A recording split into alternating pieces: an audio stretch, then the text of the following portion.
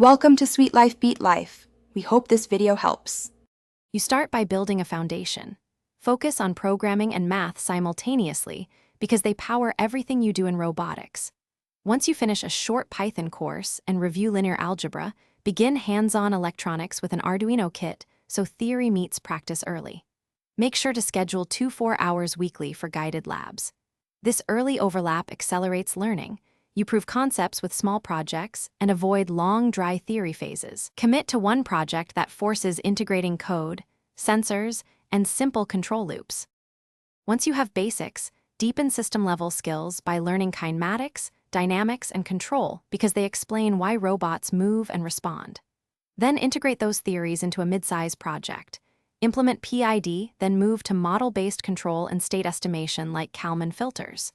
Make sure to use ROS and Gazebo so you can simulate before burning hardware, and adopt Git to manage code. This phase is iterative. Test in simulation. Measure discrepancies, then refine both models and software to reduce real-world surprises. You finish by making systems robust and reproducible.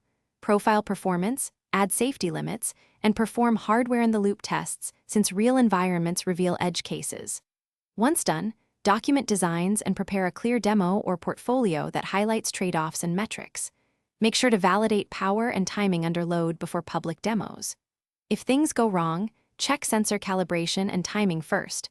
Often noise or misaligned clocks cause failures, so recalibrate sensors, log data, and replay it to isolate the root cause.